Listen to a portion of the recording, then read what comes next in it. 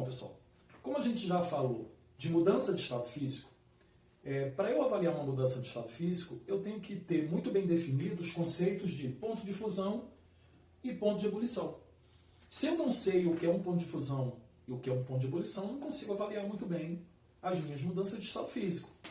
Então, assim, como o nome diz, o ponto de fusão, ele vale, apesar do nome ser ponto de fusão, também poderia ser ponto de solidificação.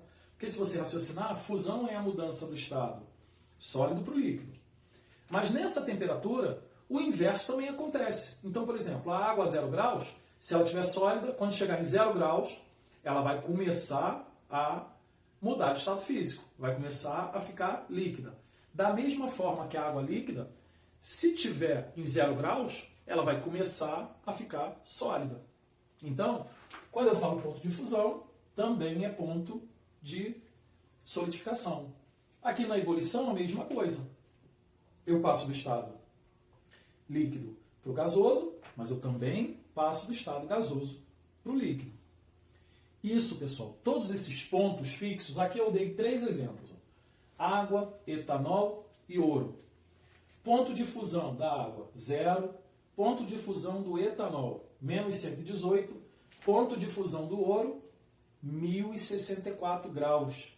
Então, assim, a água, o gelo vira água a 0 graus. Se eu tiver lá o meu álcool e quiser solidificar ele, eu tenho que chegar a menos 118 graus. E se eu tiver o meu ouro e quiser derreter ele, eu tenho que chegar a 1064 graus. Então, cada substância tem os seus pontos fixos de fusão e de ebulição. Esse é o primeiro, isso é uma característica individual de cada substância, cada uma tem a sua. Pode coincidir? Pode. Pode ser muito próximo? Pode. Mas cada um tem o seu. Bom, seguindo este raciocínio, então, ponto de ebulição é a temperatura em que eu passo do estado líquido para o estado gasoso. Ponto de fusão é a temperatura que eu passo do estado sólido para o estado líquido. Se eu virar, inverter, o nome inverte. Então, do líquido para o sólido, ponto de solidificação. Do gasoso para o líquido, ponto de condensação. Tá? Então, normalmente, pessoal, a gente, no nosso dia a dia, a gente trabalha tudo que acontece, todas essas mudanças, todas essas evaporações, o ciclo da água, tudo que acontece é com temperatura de 1 atmosfera, que é mais ou menos 1 quilo, mais ou menos 1 bar. Então, se você vê algum instrumento que a unidade de medição é bar, pessoal, é tudo próximo, muito próximo. 0,98, 1,1 alguma coisa e 1. Então, quase 0,99, 1,1 alguma coisa. Diferença de muito pouquinho. Então, vamos considerar tudo 1. E aí, a gente vai trabalhar aqui, o nosso linguajar vai ser sempre em atmosfera, mas é quase 1 quilo. Tá? Só para você saber que 1 atmosfera é mais ou menos 1 quilo. A unidade, as unidades se equivalem. Então, no nosso dia a dia, a gente trabalha com 1 atmosfera.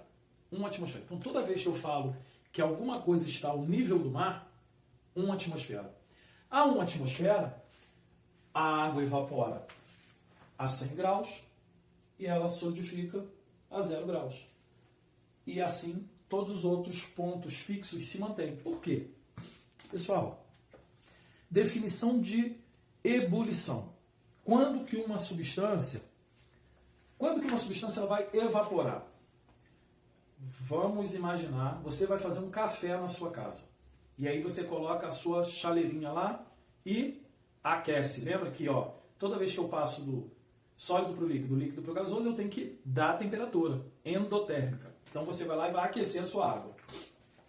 Você vai começar a perceber na sua água que um monte de bolha várias bolhas vão se formar, mas ainda não vão ebulir, não vão romper a superfície do seu líquido. Então a bolhazinha de água vai subir, várias bolhas, várias, começam a subir, chega na superfície do líquido, ela não rompe a superfície. Pessoal, dentro dessas bolhas tem vapor. Vapor de quê? Do líquido. No caso do café que a gente vai fazer, vapor de água. Então as bolhazinhas elas começam a subir, aquela bolha tem vapor e aquele vapor tem uma pressão. Então aquele vapor é a pressão de vapor daquele líquido. Quando que uma substância evapora? Quando a pressão de vapor do líquido que eu estou evaporando, no caso lá do café, quando aquelas pressões, aquelas bolhas, conseguem vencer a pressão atmosférica, porque quem faz pressão sobre o líquido é a pressão atmosférica. Então aquelas bolhazinhas vêm subindo, chega aqui, ela encontra uma pressão maior, ela não consegue vencer e ela desmancha e volta, ela não consegue romper essa pressão atmosférica. Na definição de evaporação, a evaporação acontece quando? Quando a pressão de vapor do líquido, aquelas bolhas, é superior à pressão atmosférica. Claro, porque quando aquela pressão, à medida que eu vou dando calor, que eu estou aquecendo, e que aquele líquido vai chegando no ponto de ebulição dele, o ponto de ebulição, no caso a água, 100 graus, é a energia suficiente que aquela bolha precisa para superar a pressão atmosférica. Então, quando eu chego em 100 graus, aquela bolha começa a romper a superfície do líquido. Quando ela rompe a superfície do líquido, as moléculas que estavam ali dentro, no estado líquido, vão ser carregadas pela bolha, romper o líquido e vai evaporar, porque aquelas bolhas estão cheias de vapor daquele líquido. Quando ela consegue romper a superfície, ela evapora. E aí o nível daquele líquido só vai descer, até secar. Então eu vou conseguir evaporar tudo. Então quando que eu consigo evaporar alguma coisa? Por definição, quando a pressão de vapor do líquido é maior que a pressão atmosférica. Então, pessoal, olha como é que a pressão é importante. Se eu aumento a pressão, vou dar um exemplo aqui, a panela de pressão. O que a panela de pressão faz? Aumenta a pressão sobre o líquido. Porque eu vou aquecendo. Digamos que alguma coisa chegue a 100 graus, alguma coisa comece a evaporar. Só que vai evaporar e vai bater na tampa da panela de pressão. À medida que ela bate na tampa da panela de pressão, aquela área da panela de pressão que não está com líquido, a pressão ali vai aumentando. Quando a pressão aumenta, a barreira sobre a superfície do líquido aumenta. E aí, as bolhas que vão subir não conseguem mais romper aquela barreira. Por que eu coloco o feijão lá? Porque como a água não vai secar, eu vou cozinhar o meu feijão. Então esse é o princípio da panela de pressão. Então, quanto maior a pressão atmosférica, mais difícil para eu evaporar uma substância. O inverso também, gente. Pensa bem. Por que quando eu vou numa montanha, o que acontece com o ar lá na montanha? Além das moléculas as moléculas de oxigênio estarem muito mais afastadas, que eu chamo de ar rarefeito, então em massa para um mesmo volume eu tenho menos massa, fazendo essa pressão.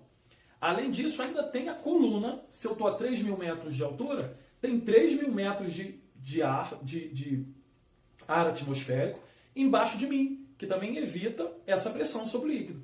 Então a pressão na altitude, a pressão nas alturas é menor. Por isso que, dependendo da montanha, a água, ao invés de evaporar a 100 graus, ela vai evaporar a 98 graus. Porque como a resistência sobre o líquido é menor, eu preciso de menos energia para evaporar. Quando eu chego em 98, aquelas bolhazinhas conseguem romper o líquido e a água consegue evaporar. Tendo isso em mente, eu entendendo o que é uma evaporação, o que é o ponto de ebulição, o ponto de fusão, existem muitas questões que é dado uma tabela. Então nessa tabela vem a substância, ponto de fusão e ponto de ebulição. Vem na tabela. Como que você resolve essas questões para não errar? Pessoal, pega a tabela e faz o seu termômetro. Então digamos que eu tivesse assim, água, aí ponto de fusão 0, ponto de ebulição 100. Aí embaixo tivesse etanol, ponto de fusão menos 118, ponto de ebulição 78. Embaixo tivesse ouro, ponto de fusão 1064, ponto de ebulição 2856. Como que você resolve isso? Quando alguém te pergunta se algo está no estado sólido, líquido ou gasoso, ele vai te dar a temperatura e a pressão. Ele vai falar assim, em condições normais, ou então ele vai falar ao nível do mar. Ao nível do mar significa que é 1 atmosfera.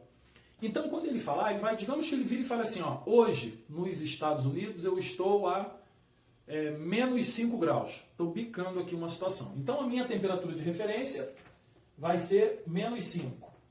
Tá? Essa vai ser minha temperatura de referência para eu saber em que estado físico estão esses compostos. Como que eu faço isso? Pessoal, se aqui é um termômetro, isso aqui é um termômetro, ponto de fusão e ponto de ebulição. Gente, qualquer substância onde a temperatura que ela está no momento é abaixo do ponto de fusão dela, ela vai estar no estado sólido. A água. Se a água está na geladeira, se lá na geladeira estiver marcando menos 2, pessoal, menos 2 é abaixo de zero. Então, qualquer coisa abaixo do ponto de fusão, ela está no estado sólido.